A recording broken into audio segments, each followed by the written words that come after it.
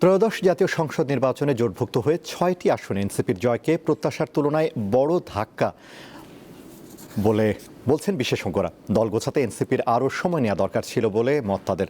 তরুণ ভোটাররা বলছেন এনসিপির আদর্শিক অবস্থানের অস্পষ্টতা এবং বিতর্কিত জোট তাদের এমন ফলাফলের পেছনে ভূমিকা রেখেছে। সব টকবগে তরুণ নেতৃত্ব দিয়েছিল আন্দোলনের 18 মাস না পেরোতেই তাদের দল জাতীয় নাগরিক পার্টি এনসিপিকে কেন সাধারণ মানুষ গ্রহণ করলো না, কেন নির্বাচনে এমন বিপর্যয় হলো দলটির, সেসব প্রশ্নের উত্তর খোঁজার চেষ্টা করব আজ। বৈষম্যহীন দেশ গড়ার লক্ষ্যে 2025 সালের 28 ফেব্রুয়ারি বিপুল সম্ভাবনা নিয়ে রাজনীতিতে আত্মপ্রকাশ ঘটে এনসিপির। প্রচলিত রাজনৈতিক বৃত্তের বাইরে গিয়ে পরিবারতন্ত্র, দুর্নীতি ও স্বজনপ্রীতির বলয় ভেঙে স্বচ্ছ ও জবাবদিহিমূলক বিকল্প নেতৃত্ব তৈরির প্রতিশ্রুতি ছিল দলটির। সদ্য সমাপ্ত জাতীয় নির্বাচনে জামায়াতের সাথে জোটভুক্ত হয়ে 30টি আসনে প্রতিদ্বন্দ্বিতা করে এনসিপি পেয়েছে 6টি আসন।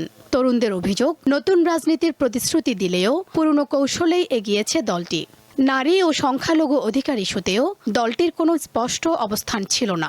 জামাত যখন কথা বলছিল বিভিন্ন ধরনের নারী বিদেশী কথাবার্তা, তারপর হচ্ছে সমাজ বিরোধী বা আমাদের আদর্শ বিরোধী বাঙালিয়ানা যে আদর্শ, এটার বিরুদ্ধে অনেক কথা বলেছে, তখনও হচ্ছে এনসিপি চুপ ছিল। এই এনসিপি একটা তরুণ দল হিসেবে যারা জুলাই বিপ্লবের পর একটা নতুন বাংলাদেশের সূচনা করবে বলে আমরা ধরে নিয়েছিলাম, তারা যখন আসলে এরকম একটা পক্ষের সাথে কাজ করা শুরু করলো, আমার মনে হয় যে এটা তাদের অনেককেই নিরুৎসাহিত করেছে তাদের পক্ষে ভোট দেওয়াতে। আমাদের সাথে যদি একতাবদ্ধ না হতো তাহলে হয়তো তাদের যে ভোটিংটা, সেই ভোটিংটা আরেকটু ইনক্রিজ হতো। বিশ্লেষকেরা বলছেন, গত 18 মাসে দুর্নীতি, চাঁদাবাজি এবং অসংখ্য মবের ঘটনার সাথে এনসিপির বিভিন্ন নেতার নাম জড়িত হওয়ায় দলটির ভাবমূর্তি ক্ষুণ্ণ হয়েছে, যার প্রভাব পড়েছে ভোটে।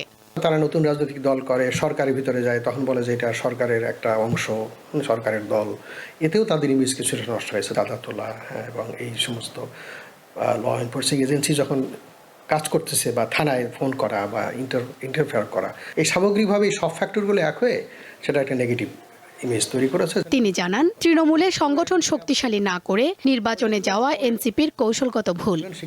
মানে ভবিষ্যতের রূপরেখা কি হবে রাজনৈতিক ক্ষেত্রে, অর্থনৈতিক ক্ষেত্রে, সামাজিক ক্ষেত্রে, যে বৈষম্য কিভাবে দূর করা যাবে, এটা যদিও তারা সময় পায়নি, কিন্তু তাদের এটা আরও পরিষ্কার করা দরকার ছিল যে তারা একটু ভিন্ন। এই ভিন্নতা তৈরি করার ক্ষেত্রে তারা আসলে সফল হয়নি। তরুণদের প্রত্যাশা ছিল তাদের ইচ্ছা ও আকাঙ্ক্ষাকে ভোটে জিতে নীতি নির্ধারণী পর্যায়ে তুলে ধরবে এনসিপি। বিশ্লেষকরা বলছেন, 24-এর গণঅভ্যুত্থানকে 71-এর মহান মুক্তিযুদ্ধের সাথে তুলনা কিংবা কোনো কোনো ক্ষেত্রে 71-এর প্রতি অসম্মানজনক আচরণকেও ভোটারদের একটি বড় অংশ ভালোভাবে নেয়নি, যার ফলে ভোটের মাঠে এনসিপির এমন ভরাডুবি। শিউলি শবনম, দীপ্ত সংবাদ, ঢাকা।